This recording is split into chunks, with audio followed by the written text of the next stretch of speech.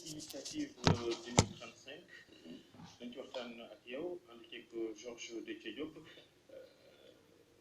ñu gis ci biir loola ay directeurs généraux société nationale wala ay agence gis nañ ci tam ministre du tourisme Mame Mbaye Niang waaye lan moo leen tax a jóg ngeen ni da ngeen bëgg a défendre Macky Sall mel ni Macky amul parti wala amul mbootaay parti bi ni Benno Bokk Yaakaar lan mooy seen yitte dëgg-dëgg. waaw maa ngi lay gërëm Babacar di la nuyu di nuyu Georges di am mbégte teew fii encore tey waxtaan lu jëm ci loolu ak yeneen yoo xam ne nii concerné na réew mi di nuyu auditeurs ak auditrices yu RFM yëpp. initiative 35 muy plateforme boo xam ne nii dañ ko tabax mu jëm ci loo xam ne nii kuréel buy xalaat ci mbiru réew mi. mais buy jël ay initiative politique pour défendre président Macky Sall mais du juste défendre président Macky Sall je pense que boo xoolee ñi daje ci biir ñëpp défendre boobu moo ñu xaw a jaaxal. non ndax koo xam ni nekk nga jiitu réew am parti politique am ay porte-parole ci gouvernement ak ci parti am mbootaayu parti Benno Bokk Yaakaar ngeen bëgg a mel ni kuy yokk ci xar mi karaw. non yokk ñu xar mi karaw c'est vrai président am na parti am na coalition. am na ñu bari ñu koy jàppale mais lii bokkul dara ak loolu parce que lii dafa nekk lu bees ay ñoo xam ne nii ñu bokk ay valeur bokk gis-gis ci réew mi ci tolluwaay yéen ñëpp kenn amul kenn ku ci bees non kenn beesu leen waaw mais kenn beesul mais ñi ànd tey ñi ànd ci kuréel gi musuñoo ànd li dajaloo ci kuréel gi musuñoo dajaloo ci benn kuréel dafa nekk ay ndaw ñoo xam ne nii ñu am tolluwaay boo xam ne nii ñii am 35 ans ba 50 ans ñu jàpp ni réew mi fi mu toll ak politique bi ni muy doxee ci réew mi ak sujet yi nga xam ni ñoo nekk ci débat public bi am na solo ñu déplacer débat bi jël les questions yi am solo pour askan wi muy question développement muy question sécurité muy question sociale muy question ndaw ñi question yooyu ñu indi ko fi dañu gis ni ci taxawaayu politique dañu gis ni lépp ñu ngi ko teg ci question élection ci question dialogue ci question parti politique question yoo xam ne nii yu ñàkk solo la ñu ne ñun ñi nga xam ne nii histoire dafa fekk ñu ànd ak président Macky Sall yi jàpp ni yoon bi mu jëmale Sénégal ci plan Sénégal émergent ci 2035 nga xam ne nii dafa transcender ay mandat moo nekk yoon bi gën ci ñi nga xam ne nii am nañ projet politique ci biir réew mi ñu ne nag comme ñun dañu def option politique ànd ak moom di liggéey ak moom bugg mu gagné 2019 il faut que ñun génération boobu ñu dajaloo mais defuñu ko pour président Macky Sall. il faut mu leer. il faut mu leer que li ñuy def. ñun ay ndaw lañ. ay xam nañu ci politique. yàgg nañ ci politique. li ñuy def dañu am détermination suñu bopp lañ koy defal. mais laaj bi mooy parce que dañu engagé wu laaj bi mooy cause Macky Sall. laaj bi mooy au delà de Macky Sall. li nga xam ne moom lañ def suñu bopp lañ koy defal. je pense que loolu laaj bi mooy ñenn ñu bëri ci yéen ci biir parti xanaa parti yi defuñ li nga xamante ne moom moo nekkoon seen wareef. non parti baa ngi def waree fa mais dafa laaj tolluwaay am na ñoo xam ne nii parce que lii am na ñu nekk ci biir parti bi am na ay combattants démb am na ñoo xam ne nii tey la ñu ñëw jàppale Macky Sall am na ñoo xam ne nii musuñu politique mais ñooñu ñëpp il faut ñu trouver cadre bu ñu leen dajalee mais lii unité spéciale la xam nga sama comme suma xarit Mame Mbaye Niang lu mu koy waxee benn ay force spéciale la unité spéciale la unité la pour joxe seen wàll aussi ci biir combat bi nga xam ne nii non du guerre xam nga politique bon politique aussi ci définition ci yeneen yi mun nañ la ne c'est aussi une guerre dans une forme très civilisée ak yeneen arme politique loolu la parce que ku nekk jàpp nga sa gis-gis moo gën di nga utiliser arme yi nga xam ne nii moom nga am pour que sa gis-gis nit ñi jàpp ni loolu moo gën ci loolu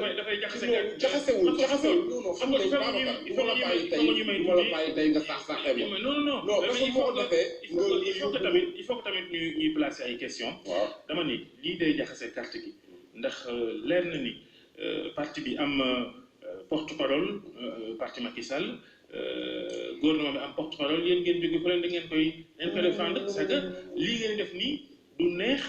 ñii nga xam ni ñoo fi ne ñu dénk leen cër te ñu war a ne ñoo war a waxal Macky Sall. non ça amul xam nga débat bi bu ñu ko indee côté boobu rek day yàq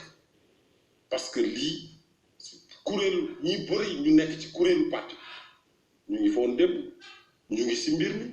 ay responsable ñoo xam ne nii ñu ngi ay responsable lañ ci biir parti bi muy responsable même jeunes yi Thérèse Faye Diouf mu ngi fa ay ñoo xam ne nii responsable lañ ci cadre yi ñu ngi fa am na ñoo xam ne responsable lañ ci parti bi ñu ngi fa donc bokkul dara ak parti bi ku porte-parole coalition benn bokk yaakaar chargé de la communication bokk yaakaar muy Pape Mahawa Sémidou mu ngi ci biir mbir mi donc bu ñu jaxase loo xam ne nii bokkul lii nekkul en concurrence ak communication parti bi nekkul en concurrence ak communication Benno Bokk Yaakaar parce que ñi ko yor ñu ngi ci biir lii projet politique la boo xam ne nii dañu ne li ñuy liggéey war nañu lancer cadre boo xam ne nii ñëpp dinañ ci retrouver wu ñu lancer cadre à la jeune génération à la jeunesse pour ñu dajaloo pour travailler ba nga xam ne nii jàpp nañ ni vision ak politique bi nga xam ne nii président mu ngi koy doxal te ñun ñu gën jàpp ni ci projet politique boobu la ñu bokk moom la ñuy liggéeyal ñu jàpp ni moom la ñu war a liggéeyal pour que sénégalais yi yëpp en majorité xam ni approprié wu loolu ba président mu jàll 2019 loolu nag am nañ ci droit yii nag voilà fa laa bëggoon ñëw ndax nee nga ay mbirum développement moo leen soxal ngeen jël tuddee mbir mi initiative 2017 tënku sax ci plan Sénégal émergent 2035 plutôt est-ce que yéen du li leen soxal seulement du wàllu politique doon te sax da ngay bañ ne mbir mi du mbirum politique ndax 2019 moo leen soxal xam nga mooy li ma la wax ñun lii ñuy def nii si inédit te boo xoolee ñi si nekk ñëpp c'est souvent nouvelle génération bi la. seulement da ngay bañ politique mais mbirum politique la mais dañu ne ñun si vision lañ nekk li ñuy def dañ ko xam te ñu ci bari am nañ jaar-jaar ci réew mi mbir mi ñu ci bokk depuis ndaw tombé wuñ ci politique par hasard te li tax ñu yóbbu ko initiative 35 perspective boobu la ñu jox suñu bopp donc perspective bi ñu jox lii sax dépassé na 2019 dépassé na 2024 dépassé na 2030 mu ngi jëm ci 2035 li nga xam ne nii mooy horizon PSE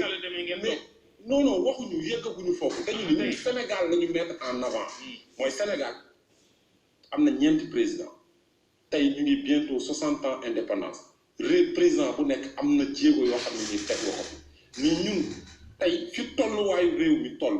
ak débat yi nga xam ne nii fa lañ bëgg a yóbbu réew mi ñun jàpp nañ ni war nañu taxaw ki ñu àndal fi mu jëmale réew mi mu yeggali ko mébétam ci réew mi yegg mais bu weesoo loolu ñeneen ñi nga xam ne nii ànd nañ ak bokk nañ gis-gis ñu kon ne réew mi mais en tout cas cap bi mu tracé pour 2035 jàpp nañ ni Sénégal bu fa yeggee njëriñ la pour réew mi parce que Sénégal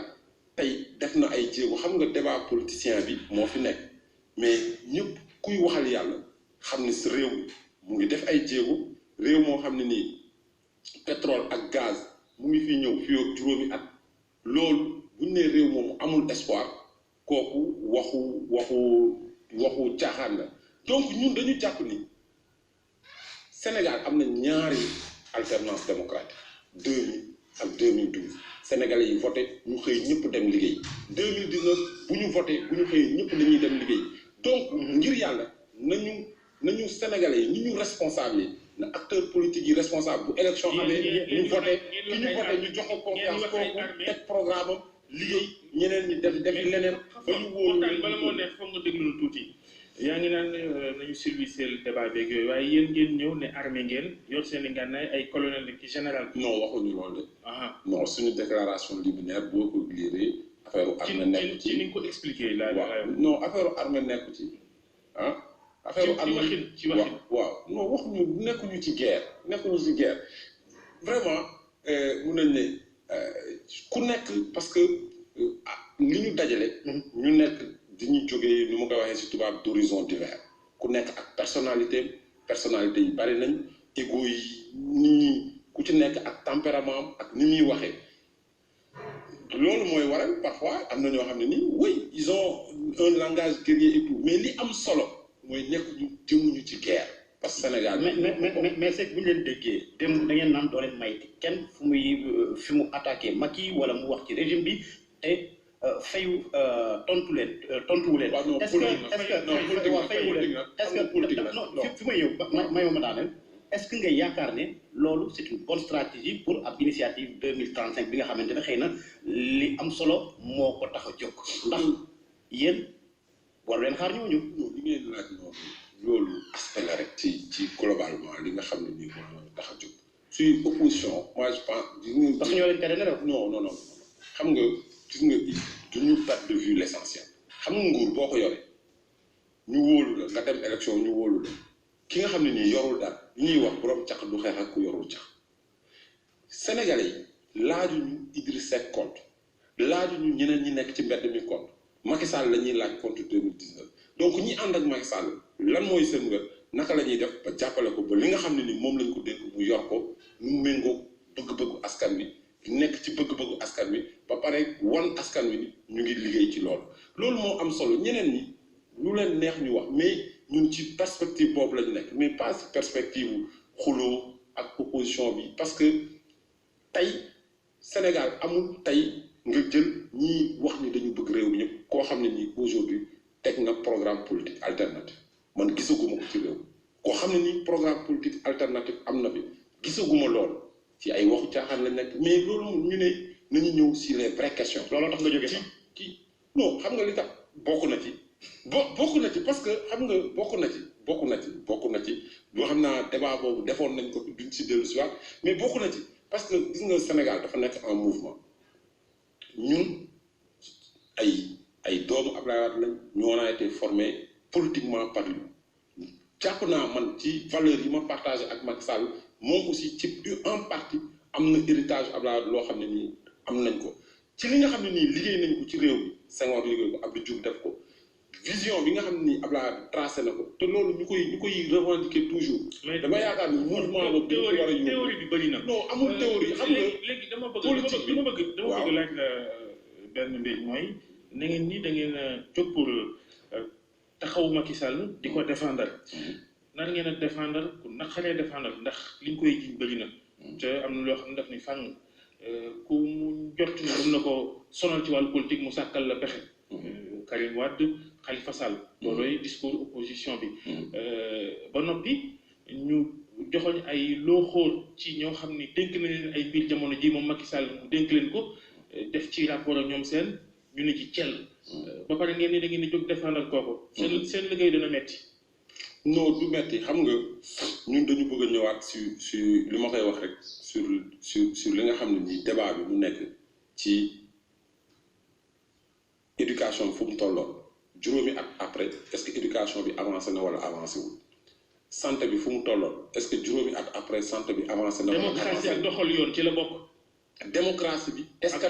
ak doxal yoon waaw maa ngi ñëw démocratie ak doxal yoon est-ce que démocratie bi renforcé wu na Sénégal am déet waaw wala déet est-ce que justice mu ngi dox comme ni mu waree waaw wala déet yaakaar naa ni loolu yëpp démocratie mu ngi dox justice mu ngi dox maintenant xam nga Sénégal bu fekkee ni dañoo bëgg nekk réew moo xam ne nii. homme politique yow defal naa rek Khalifa Sall gi lépp a ngi dox ci yoon. waaye ñëw Babacar bu fekkee ni man débat de principe et de fond ci politique bu fekkee ni Sénégal man je fais de la politique depuis ma nekk ndaw bu fekkee ni Sénégal dañu war a nangu ni homme politique ku ci dem yoon rek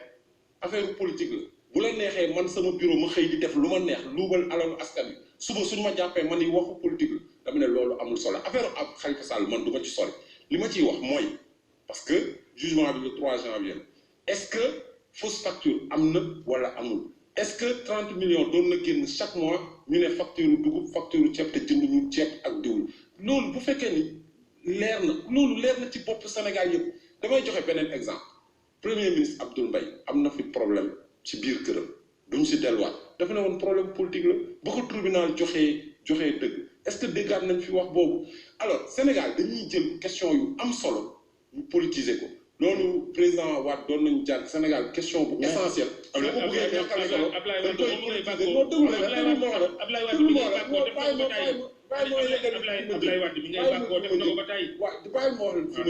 ci question essentielle Sénégal dañ koy jël politiser ko ñàkkal ko solo xam nga gis nga reddition des comptes ak haute responsabilité redevabilité homme politique yi comme ñi kii sàcc ginnaaw comme kii sàcc leneen homme politique Abdou dañ leen war a juger comme tout le monde. xafoor ci wàcc yoon ñu teg la ci yoon. xafoor est-ce que tey. waaw nekk nga à l'aise ci débat yu mel ni mbirum Khalifa Sall mbirum Karim Wade ndax ay jamono bokk amoo woon position bi. non moi j'ai toujours eu la même position. même position de principe sur la question de la reddition des comptes gis nga xam nga Sénégal mënuma nekk di liggéey honnêtement pour sama réew sàccuma jëluma alalu réew mi au moment où ñenn ñi ñu ngi liggéey honnêtement fekk ñeneen ñi bu ñu xëyee suba ba ngoon ñu ngi xool li ñu leen dénk naka la ñuy def pour luubal ko loolu dama ne góor mooy question essentielle Sénégal waruñu nangu homme politique yi nekk ay milliardaires waruñu nangu fonctionnaires yi nekk ay milliardaires loolu nga far fi ànd ak Macky Sall nekk feneen kenn waru ko nangu position de principe te loolu mooy débat de fond bi mooy sénégalais yi waruñu nangu seen alal ñu koy luubal benn milliard donte bu dee benn milliard la ka ko def dañu yoon daf ko war a topp loolu position de principe la te man ci loolu laa nekk alors askan wi kenn warul nangu ñu luubal ko mais ci ban droit expliqué ñu seen mbir moomu di initiative 35 ou initiative 2035 ngeen ni da ngeen di défendre président Macky Sall nan ngeen koy defee. mu bàyyi défendre mais président xam nga président Macky Sall man jàpp naa ne ci bilan neex na défendre ci bilan rek ak ci liggéey neex na défendre mais politique dafa compliqué boo xam ne nii bilan kese falul président. lan mooy bilan Macky Sall. mais bilan Macky Sall tey boo ko xoolal désenclavement réew équité justice ni may wax rek redistribution équité territoriale réduction des inégalités soo jëlee programme d'urgence pour la modernisation des villes périphériques ñi nga xam ne nii les villes frontalières liñ ci def ci alal PUDC aujourd'hui Sénégal en 5 ans plus de 200 forages réalisés nañ ko plus que lu ñu réalisé indépendance ba léegi tey du train bii ñuy wax xam nga Sénégal politiciens yi mu ngi mel ni aéroport bi ñu koy commencé 2007 di poser première pierre am na ñu doon wax éléphant blanc la tey TER bi dafay désengorger Dakar anticiper sur la ville 30, 40, 50 ans man je suis cohérent et constant ci sama ligne comprends nga Sénégal fi mu jëm pour 30, 40 ans TER da koy régler bilan président aujourd'hui am na plus de pratiquement 300 000 ménages yoo xam ne nii musuñu ñam alalu nguur dañ daan fay seen impôt parce que képp ku jóg sax jënd paquet suukar fay nga TVA sa alal yaa ngi koy jox état mais tey bourse de sécurité familiale képp ku ne amul solo da nga xamul lan mooy ndóol ci biir réew mi ci dëkk kaw yi alors dama ne même reddition des comptes vertu pédagogique bi mu am ci bilan bi parce que c'est révolutionnaire parce que wane na simplement. 200 milliards Mimi Touré dégg nañ leen ci démb. non ngeen ni Mimi Touré wax na dëgg fu ngeen ko teg. non xam nga li am solo. ci débat boobu li ma siy wax c'est aussi simple li am solo si reddition des comptes mooy li mu indi ci exemple ku nekk xam nga loolu moo ëpp solo. ma ne 200 milliards Mimi Touré yi loola ngeen ni wax na dëgg ana 200 milliards. non xam nga man du ma la ne montant 200 milliards mënu ma si avancer mënu ma aujourd'hui man li ma jàpp procédure bi mu ngi en cours dossier yi ñu boucler gum créé ñetti dossier la yaa ngi dégg donc loolu ñu ngi mun a évaluer montant bi bu dossier bi jeex mais reddition des comptes. mais jàpp naa ne am na solo. parce que dafay permettre ku nekk booy wax ay wax 200 milliards di wax ay procédures yi nekk en cours loolu taxut ñuy wax 200 milliards 200 milliards mooy li nga xamante ba pare mbir mi boucler nañ ko. bu jugé ko est-ce que yéen a invité fii Mimi est-ce que yéen ay journalistes ngeen am ngeen xel est-ce que Mimi Touré dafa leen ne 200 milliards mu ngi ci biir keesu état bi. waxu leen loolu waxul leen loolu. nee na la wax. Mimi listé na ñi nga xam ne nii dossiers yi nekk en cours dossiers yi ñu bouclé mu ne loolu yëpp boo ko quantifié. jërëjëf Abdou Khafor Touré bokk ci kuréel googu ñu sos démb ñu ni dañuy taxawu Macky Sall ci liggéeyam ñu ci wàllu politique tuddee ko initiative 2035 jërëjëf